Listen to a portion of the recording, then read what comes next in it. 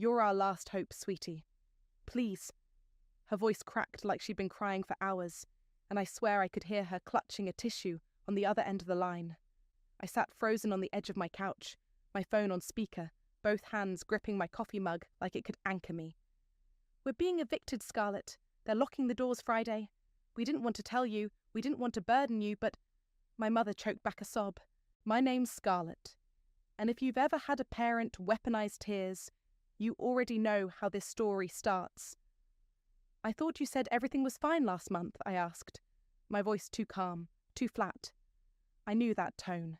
It was the one I used in corporate meetings when someone was lying straight to my face. It was, she said quickly. But then your father's hours got cut. And the mortgage, well, we fell behind. We tried, honey. We tried everything. I heard a muffled voice in the background. Dad, probably. He never called me himself. He let Mom do the emotional heavy lifting, like always. We didn't want to come to you, she added, but Brendan's tied up with Elena's wedding plans, and he's already done so much for us. And you're always so responsible, so smart. There it was, the compliment that felt like a leash. I just launched my business, I said, staring at the half-packed boxes of bath bombs and candle jars in my living room. I haven't even opened the online store yet. I know, baby, and we're so proud of you. But we're talking about being on the street. Do you understand that? I didn't answer. Because I did understand. I understood that I had $27,000 in my savings account, every cent I'd scraped together over the last 4 years to escape the 9-to-5 grind. I understood that I had no backup plan, no safety net, and no one else to bail me out if things went sideways. But I also understood my mother. She'd been pulling this kind of thing since I was 10. The dramatic breakdowns, the guilt, the way she always made it sound like I was the only one who could save her. And somehow, despite everything, I still wanted to be the daughter who could. How much? I asked. She sniffled. 25, just to catch up. We'll pay you back, I swear, with interest. I laughed. I didn't mean to. It just slipped out. Scarlett, she snapped, her voice sharpening like a knife. This isn't funny. No, I said. It's not. There was a long pause, then softer. We raised you. We gave you everything. All we're asking for is a little help. Family helps each other. Except when it came to Brendan. Brendan got help without asking. Brendan got a new car at 22, a down payment for his condo, a job through Mum's cousin even though he failed out of college twice. I got lectures about independence and pulling my own weight. But sure, family helps each other. I'll transfer it tonight, I said. Oh, thank you, baby. Thank you. You don't know what this means. I hung up before she could say anything else. I stared at the wall for a long time. Then I opened my banking app and drained my account. $27,000. Gone. That night I couldn't sleep. I lay in bed, staring at the ceiling, my stomach twisted in knots. Something felt off. Not just the usual regret or anxiety. Something wrong. I grabbed my phone and opened Facebook. My parents hadn't posted anything in weeks. No status updates, no photos, not even a shared meme. That alone was weird. My mum usually posted daily. Pictures of her garden, inspirational quotes, passive-aggressive rants about some people not calling their mothers enough. I clicked on Brendan's profile. Nothing new there either, but his page was mostly private. I scrolled anyway, looking for anything. Any sign that they were struggling, that they really needed the money. Nothing. I checked my mum's friends list, clicked on a few names. Still nothing. No tagged photos, no check-ins. It was like they'd gone dark. I told myself I was being paranoid, that they were embarrassed, that maybe they didn't want people to know they were losing the house, but the feeling didn't go away. I got up, walked into the kitchen and opened the fridge. Empty except for almond milk and a jar of pickles. I'd been living lean for months, putting everything into my business. I hadn't bought new clothes in over a year. I skipped dinners out. I made my own soap for God's sake, and I just handed over every dollar I had. I leaned against the counter, gripping the edge until my knuckles went white. I wasn't angry. Not yet. I was just hollow. The next morning, I texted Ariel. Me. I did it. Gave them the money. Ariel. Oh, Scar, are you okay? Me. Not really. Ariel. Want me to come over? Me. No, I just need to clear my head. I spent the rest of the day labeling candle jars and trying not to think about it. But that night, I checked their profiles again. Still nothing. Still that gnawing feeling in my gut. I didn't know it yet, but I just lit the first match, and everything was about to burn. 2 weeks later, I was in line at Target, holding a $12 planner I couldn't afford, when my phone buzzed with a notification. Brendan Wood tagged you in a photo. I froze. Brendan never tagged me in anything. I tapped it open, expecting a throwback, or maybe some passive-aggressive family post. It was a cruise photo. Him, shirtless, grinning with a drink in each hand. Mom in a sun hat, Dad in a Hawaiian shirt. All three of them, arms around each other, standing on the deck of a massive ship with crystal blue water behind them. The caption read, "Best trip ever, courtesy of Mom and Dad." Blessed Daying Family. First, by Royal Cruise. My stomach dropped so hard I nearly dropped the planner. The timestamp? 4 days after I wired them the money.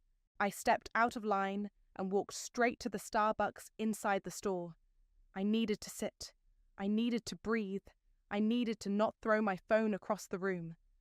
I zoomed in on the photo, every detail burning into my brain.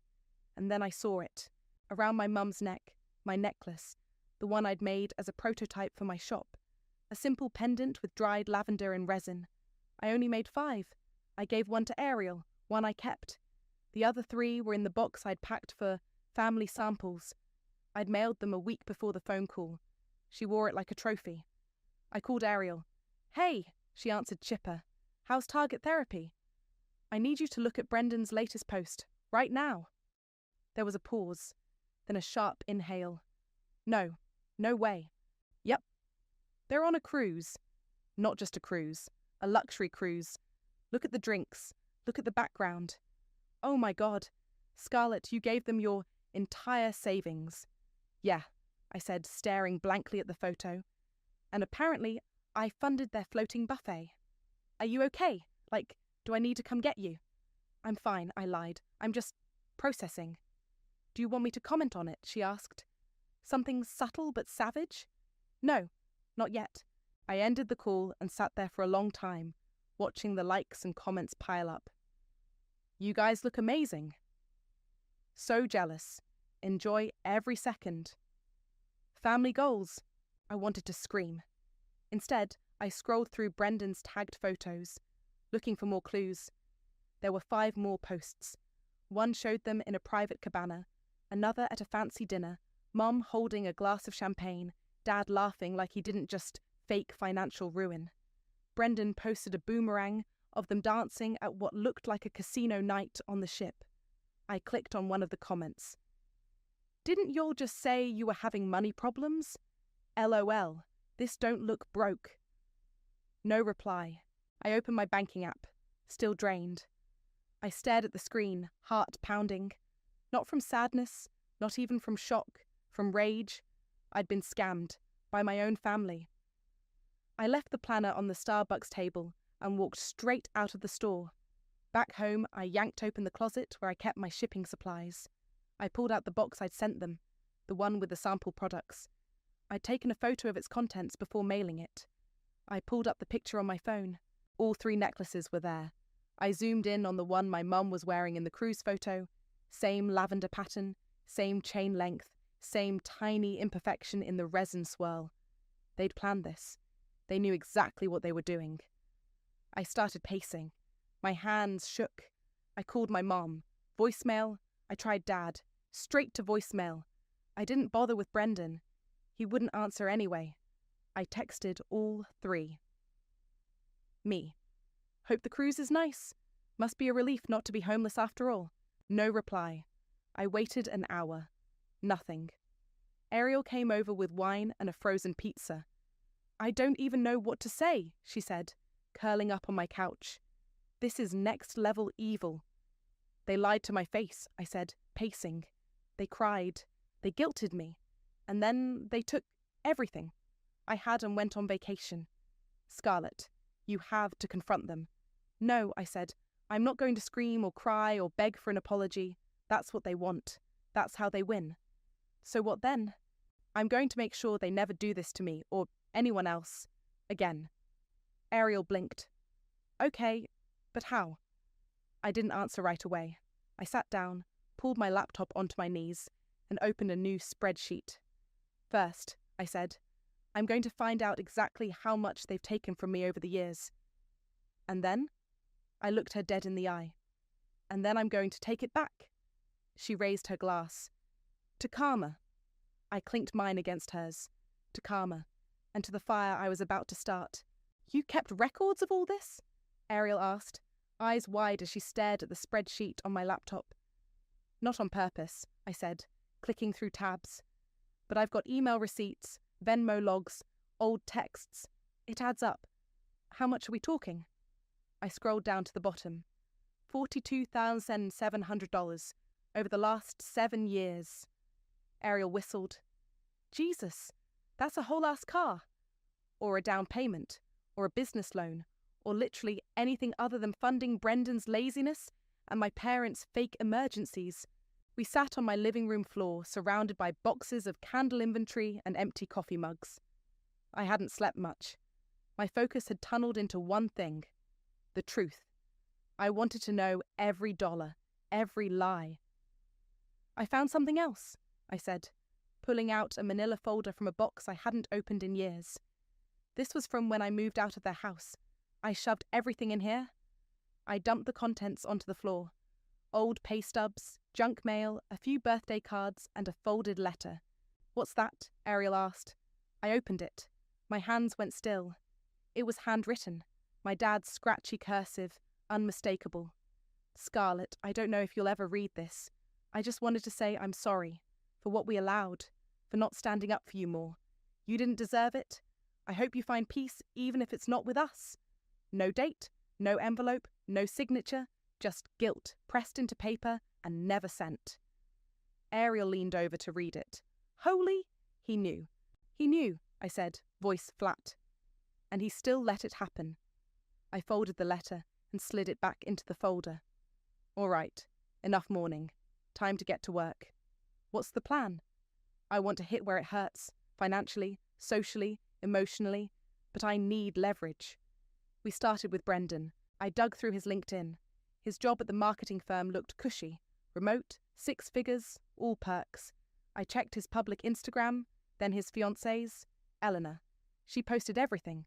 Engagement ring photos, brunches, gym selfies, even screenshots of sweet texts from Brendan. Look at this, I said, showing Ariel a post from Elena. She thinks he saved up for that ring. Ariel squinted. Isn't that your bank transfer date? Exactly. We kept digging. I found a Reddit account that matched Brendan's username. He posted in crypto groups, bragged about flipping NFTs, even mentioned borrowing family money for investments. I took screenshots of everything. Then I checked my credit reports. Holy crap, I muttered. What? Ariel leaned over. There's a life insurance policy under my name, taken out 3 years ago. Listed owner? Michael Ward? Wait, your dad took out a policy on you? Apparently. That's not normal. No, it's not. I called the insurance company. After a 30-minute hold and a lot of verification, I confirmed it. My dad had taken out a $100,000 policy on me. I wasn't even aware of it. No beneficiary listed. Just sitting there. I ended the call and stared at the wall. They've been planning for my failure, I said. Or worse. Ariel reached for my hand. We're going to flip this. I swear. We spent the next few days building the foundation. I created a burner email, posed as a real estate investor. I found a guy named Morgan through a business contact who specialized in flipping family homes in our area. I asked him if he'd play along for a cut. He agreed instantly. I'll offer them 3 times market value, I said. They'll be too greedy to say no. And then what? Then I'll own the house. Ariel grinned. You're terrifying. I'm just done playing nice. We also started collecting receipts. I printed out every bank transfer, every Venmo note, every "I'll pay you back" text. We organised them into folders, one for my parents, one for Brendan. Then I drafted a timeline, every manipulation, every lie, every favour that turned into a trap. The more I wrote, the more I remembered. Like the time I loaned Brendan $500 for car repairs and later saw him post a photo with new sneakers and a bottle of Dom. Or when Mum told me she had cancer, only for it to turn out to be a scare that somehow required a $2,000 loan. Or when they sold my grandmother's heirloom necklace, something I was promised, and told me it had been lost in the move. I added it all. By the end of the week, I had a binder full of evidence and a fire in my chest that wouldn't go out. Ariel looked over the pages. "So what's next?" "I plant the seed," I said. Then I let it grow. I sent the first email to Morgan and copied Ariel. It was short and sweet. Subject: Interested buyer. Quick close. Body: I represent a client looking to purchase a home in your neighbourhood. We're offering triple market value for a fast, no contingency close. Please contact me if interested. I attached a photo of my parents' house. Then I hit send. Ariel raised her glass of ginger ale. To poetic payback. I clinked mine against hers. To finally getting what I'm owed. "Scarlett, you're going to want to see this." Ariel spun her laptop around at the cafe table. On the screen was a forwarded email from Morgan. Subject: Interested buyer. 3x market value. From Christine. Body: Hello. We received your inquiry and are very interested. We've been thinking of downsizing anyway. Please let us know next steps. Christine and Michael. I blinked. That was fast. They replied within 6 hours, Ariel said, sipping her iced coffee. Greed works faster than guilt. I stared at the message. My parents had lived in that house for over 25 years. They'd always said they'd die in it. But now? One whiff of easy money and they were ready to pack. "Okay," I said, pulling out my phone. "Time to turn up the pressure." I opened Brendan's company website, found the HR contact, and sent an anonymous tip through the complaint portal. It was short and direct. Subject: Employee conduct concern. Message: One of your marketing managers, Brendan, is actively running side businesses during work hours and using company resources. Might want to check his Reddit history and crypto wallets. A concerned observer, I attached screenshots. Ariel raised an eyebrow. "You're really doing this?" "I'm not even halfway done." Later that night, I was labelling candle jars when my phone buzzed with a DM. From Eleanor Fox 31. Message: Hey, I know we've never really talked, but I think we need to. I saw something I wasn't supposed to. Can we meet? I stared at the screen. Ariel glanced over. Elena? Yeah. You think she found out? Only one way to find out? I sent her a reply. Me. Sure. Tomorrow? Noon at Grounded Cafe? Elena. I'll be there. The next day, I got there early. Elena walked in 5 minutes late, sunglasses on, hair in a messy bun, looking like she hadn't slept. She spotted me, hesitated, then walked over. Thanks for meeting me, she said, sitting down. What's going on? She pulled out her phone, tapped a few times, and turned the screen to me. It was a bank statement. Brendan's. The highlighted transaction, $27,000, from my account, labelled gift from Scarlett. I felt my jaw tighten. I found this on his laptop, she said. He left it open. I wasn't snooping. But then I saw the amount and I remembered him bragging that he paid for my ring himself. I nodded slowly. He didn't. I asked him about it. He said you offered it. Said you were finally trying to be part of the family. I laughed, bitter and sharp. He really said that? She looked down. I believed him, at first. But then I saw the cruise photos and your necklace, and I remembered what you said at Thanksgiving last year, about always being the backup plan. I leaned forward. Elena, I'm going to be honest with you. They lied to me.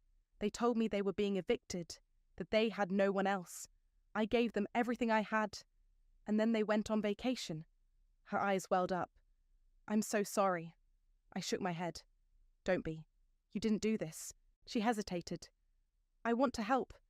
I don't know how, but I can't marry someone who lies like this, who steals from his own sister. I pulled out a flash drive and slid it across the table. What's this? She asked. Proof? Screenshots, bank statements, insurance policies. Everything they've done. I was going to go public eventually, but maybe you can help me do it with style. She took the drive. I've got a friend who runs a TikTok account that exposes scammers, like millions of followers. If we do this right, I smiled. Let's do it right. That night, I got a call from my mother. Hi, sweetheart, she chirped, like nothing had ever happened. We're coming home early. The cruise was lovely, but we missed our beds.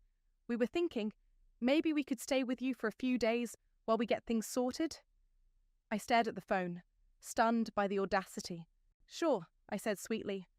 I'll get things ready. As soon as the call ended, I texted Curtis. Me.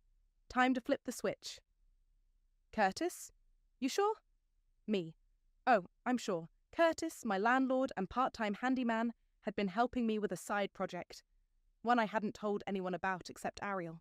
While my parents were floating in the Caribbean, I'd been busy buying their house, through Morgan, using a shell LLC Ariel and I set up. Thanks to a weird zoning clause and an unpaid lien from 5 years ago, we got the house for less than they expected. The triple offer email? Bait. They signed the paperwork without reading the fine print. Now, the house was mine, and they had no clue. Curtis met me that evening with a ladder and a banner. We hung it across the garage door in bold red letters. Welcome home, Les. The next morning, I parked across the street and waited.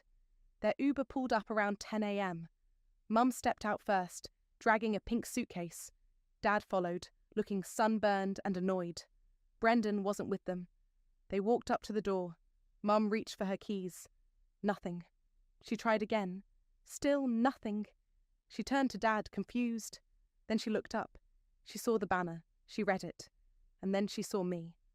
I stepped out of my car, leaned against the hood and waved. Hi, Mum.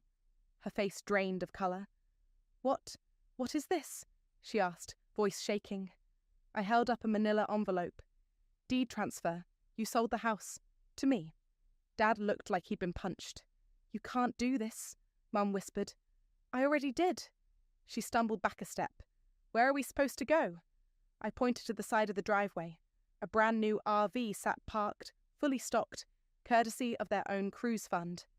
There's your new home, I said. Enjoy the view? And then I walked away.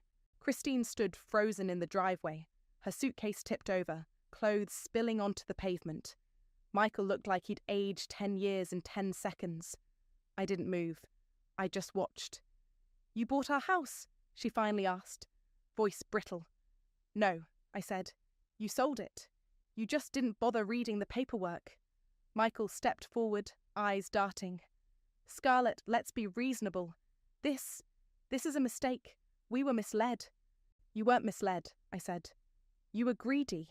You saw a big number and signed without thinking. That's on you. Christine's lip trembled. But we raised you, I laughed, and then you robbed me. She dropped to sit on the curb, mascara already smudging under her eyes. Where are we supposed to go? I pointed again. The RV's yours, fully stocked. Shower, fridge, queen bed. It's more than you deserve. Michael opened his mouth, but nothing came out. He just looked at the house, then at me, then back at the house. Christine was already dialing her phone. Brendan, she said into the receiver, we need you to come here. Right now. It's Scarlett. She's taken everything. I turned to leave. You're going to regret this, she called after me. I didn't even flinch. Later that night, Ariel and I sat on my patio with wine and takeout. She scrolled through TikTok, shaking her head in disbelief. Elena's friend posted the first video. It's already at 300,000 views. I leaned over to look. The video was a slideshow of screenshots. Brendan's bank transfer, the cruise photos, my necklace, the insurance policy. Overlaid with text. When your family scams you out of your life savings, so you buy their house and evict them. The sound?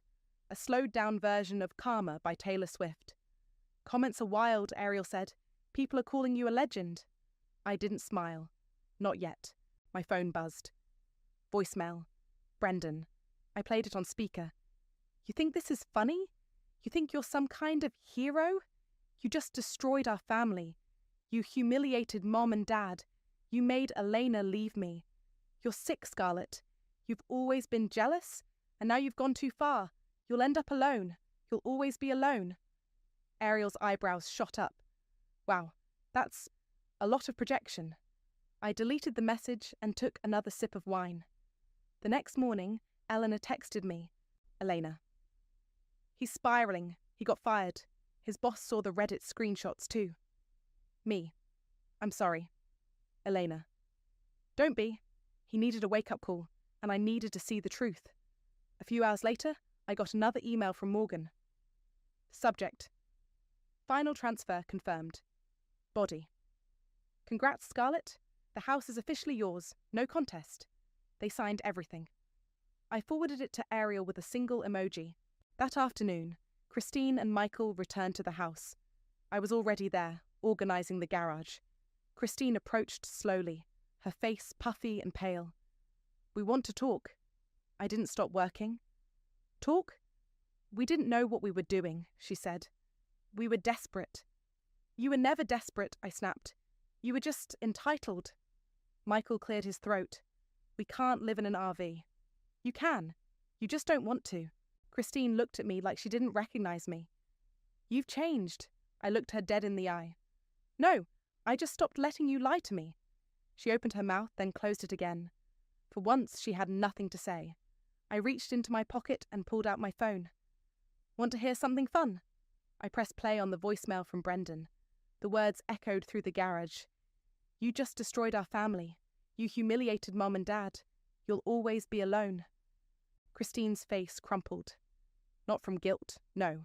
From the sound of her golden boy blaming her for everything. You recorded him? Michael asked, stunned. No, I said. He left it willingly. That's who he really is.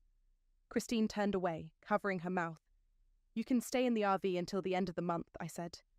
After that, you'll need to find somewhere else. Michael looked like he wanted to argue, but Christine just nodded. They walked back down the driveway, slower than I'd ever seen them move. That night, I lit one of my candles, lavender and a eucalyptus, and sat on the floor of my new living room. My living room. The house was still half full of their leftover furniture, but it already felt different, lighter, like the ghosts were finally leaving. Ariel texted me a link. Ariel. You're trending again. I clicked it. Another TikTok. This one had clips of the voicemail, spliced with photos of my candles and bath products. The caption read, She got scammed, got even, and got her business off the ground. Karma Queen energy. I scrolled through the comments. Where can I buy her stuff? I'd bathe in those candles out of pure respect. She needs a Netflix deal. I laughed for the first time in days. Then my phone buzzed again. New email. Subject. Wholesale inquiry. Tömmerkorb. Info willowandpineboutique.com. Body. We saw your story and love your products. Interested in stocking your line in all 12 of our regional locations. Let's talk. I stared at the screen, heart pounding. Ariel called instantly. Did you see it? I saw it. Scarlett, this is it. I nodded, even though she couldn't see me. Yeah, it is. And for the first time in a long time, I believed it. Curtis stood at the edge of the driveway, arms crossed, watching Brendan's black SUV screech to a stop. He's here, he muttered. I didn't need the warning. I could hear the tires, the door slam, the angry footsteps pounding against the concrete. Brendan came storming up the lawn, face red, fists clenched. What the hell is wrong with you? I didn't flinch. Good to see you too. You humiliated Mom and Dad. You made Elena leave me. You got me fired. Are you proud of yourself? I tilted my head. I didn't get you fired. You did that all by yourself. I just helped the truth come out. He pointed a shaking finger at me. You think you're some kind of hero? You're just bitter. You've always been jealous of me. Curtis stepped forward. Hey, you need to calm down. Brendan turned on him. Who the hell are you? Landlord, and the guy who helped install that RV you're now living in. Brendan blinked. You're joking. Nope, I said. You're looking at the new homeowner. He looked at the house, then back at me. You bought it? Technically, you all sold it. I just made the offer. He laughed, but it was sharp and hollow. You're insane. No, I said. I'm done being your doormat. Christine appeared in the doorway of the RV, her face pale and pinched. Brendan, stop. You're making it worse. He ignored her. You think this makes you powerful? You think this makes you better than us? No, I said. It just makes me free. He stepped closer. You think karma's on your side? You think people are actually rooting for you? I pulled out my phone. Want to see the numbers? TikTok's at 1.4 million views. The boutique deal's signed. I've got 5 new wholesale requests in my inbox. People don't just believe me, they're buying from me. Brendan stared at me like I'd grown horns. You're gonna regret this. One day, when you're alone and bitter and broke, you'll wish you'd stayed quiet. I looked him in the eye. You already said that, in your voicemail. Want me to play it again? That shut him up. He turned and stormed back to the SUV, slamming the door so hard the whole car shook. He peeled out of the driveway, tires screeching. Christine walked over slowly, arms crossed. You've ruined everything. No, I said. I just stopped pretending everything was okay. She looked at me like she wanted to say something else. Maybe scream, maybe cry, but instead, she turned and walked back into the RV. Curtis let out a low whistle. That was intense.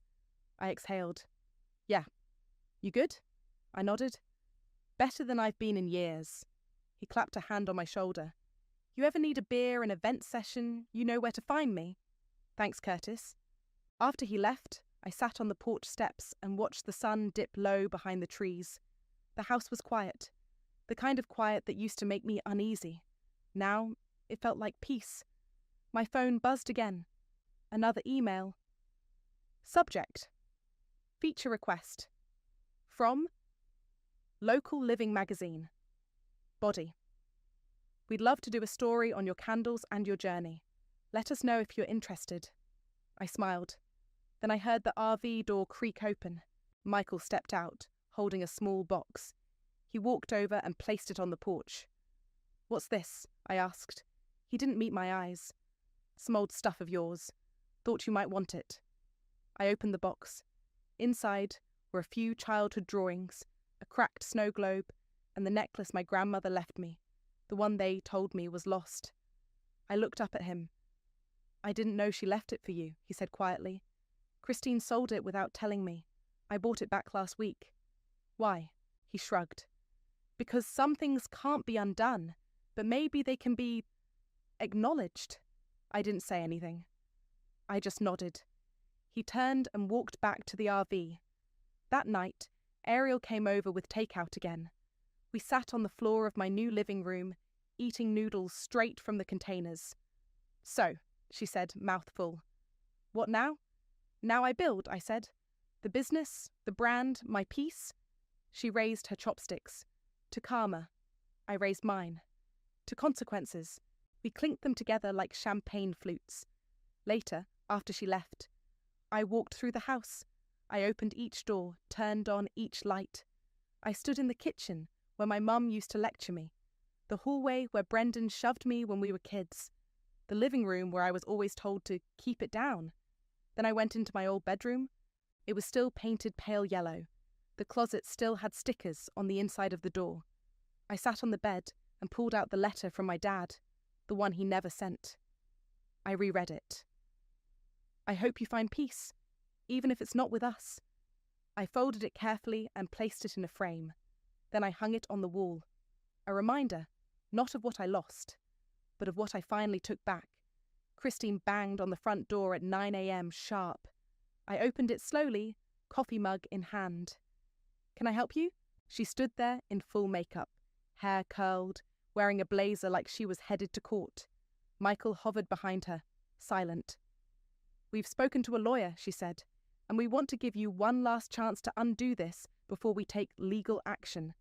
I took a sip of my coffee. Undo what exactly? You tricked us into selling our home, she snapped. That offer was fraudulent. I raised an eyebrow. You signed a legally binding contract. You had every opportunity to review it. Michael cleared his throat. You used a fake buyer. That's deception. No, I said. That's business. You wanted fast money. You got it. Now you're mad because it didn't come with control. Christine's voice rose. We're your parents. And you used that title to rob me blind, I said, stepping outside and closing the door behind me. You lied about being evicted. You used my savings to go on vacation. You let Brendan steal from me. And when I finally stood up for myself, you called me cruel. Neighbours were starting to peek through blinds. Christine noticed. You think this is justice? She hissed. You think the internet clapping for you makes it right? No, I said. What makes it right is that you finally have to live with the consequences. Publicly. Michael stepped forward, voice low. You're going to regret this, Scarlett. I looked him in the eye. I already did.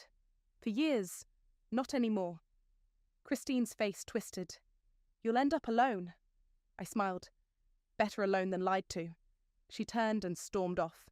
Michael followed, slower, glancing back once. I didn't wave. By noon, Brendan showed up. I was in the garage, organising candle shipments. He didn't knock. He just walked in. You've ruined our family, he said, voice tight. I didn't even look up. You ruined it. I just stopped pretending. You humiliated us. You made us look like criminals. You are criminals, I said, finally turning to face him. You stole from me. You lied. You manipulated. And now you're mad because people know. He stepped closer. You made Eleanor leave. No, I said. You did that when you lied to her, when you used my money to buy her ring. She would have never known if you hadn't. Exactly, I cut in. She would have never known. That's your problem. He stared at me, breathing hard. You think you're better than us now? No, I said. I think I'm finally nothing like you. He looked around the garage, at the labelled boxes, the shelves of candles, the framed articles on the wall. You think this little business makes you powerful? I pulled out a letter from a stack. This is from a boutique in Portland. They want to carry my line. That's my third new retailer this week. He scoffed. You're still going to end up bitter and alone. I shrugged. Maybe, but I'll be honest. And solvent. He walked out without another word. That night, Ariel came over with a bottle of champagne. I saw the article in Local Living, she said, popping the cork.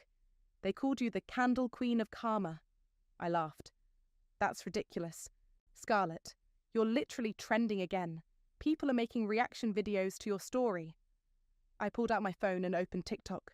One of the top videos showed a dramatic reenactment.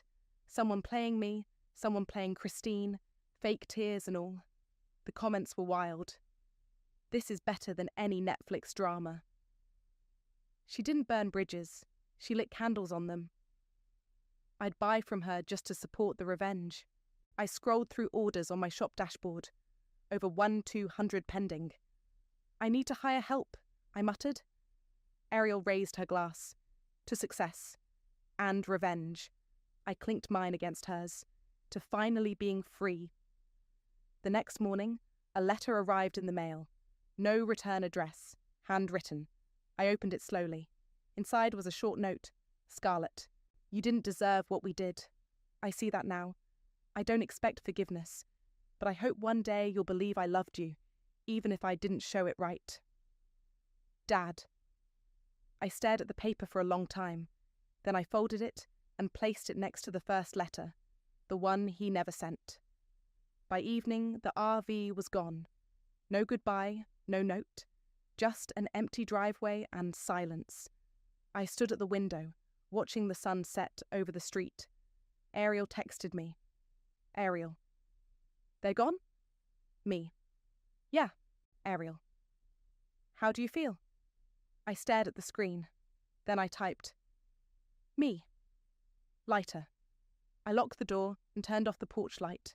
For once, I wasn't waiting for anyone to come home, because I already was.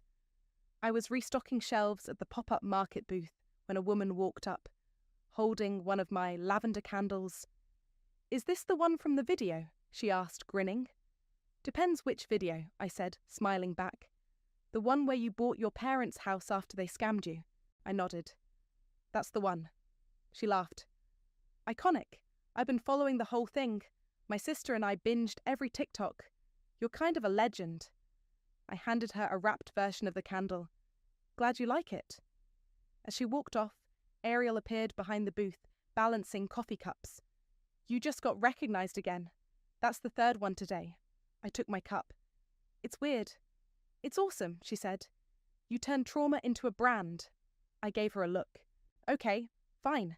You turned survival into a brand. Better? Closer. We packed up the booth an hour later, loading boxes into her car. Business had exploded since the videos went viral.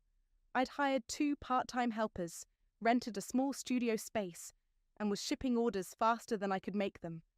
As we drove back to the house, Ariel glanced at me. You ever think about reaching out to them? I didn't answer right away. No, I said finally. They made their choice, and I made mine. She nodded. Fair. Back at the house, I unlocked the door and stepped inside. The air smelled like vanilla and eucalyptus. One of the new blends. The walls were freshly painted. The furniture was mine now. The ghosts were gone. Ariel flopped onto the couch. So, what's next?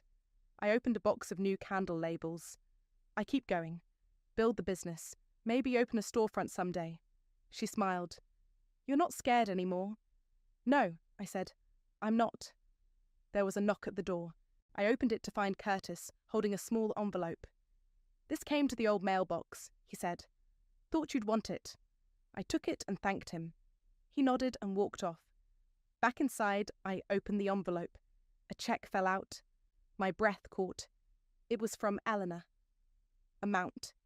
$13,500 install memo. My half. I'm sorry it took so long. A note was folded with it. Scarlett. I sold the ring. I figured it should go toward making things right. Thank you for showing me the truth. I hope you're doing well. Elena. I stared at the check for a long time, not because of the money, but because someone had actually tried to make amends. I showed it to Ariel. Wow, she said. Didn't see that coming. Me neither. I set the check aside and pulled a small frame from the bookshelf. Inside was the letter my dad never sent, the one I'd found in that old suitcase. I hung it on the wall of my office, right above my desk. A reminder, not of pain, of clarity, of the moment I stopped letting them define me. Later that night, I sat alone in the living room, a candle burning beside me, soft music playing in the background. The house was quiet, not the kind of quiet that feels empty, the kind that feels earned. My phone buzzed. New order, 3 items. Customer, I will note. Saw your story. Buying from you feels like lighting a little justice in my living room. I smiled. I wasn't cruel. I was just finally someone they couldn't lie to.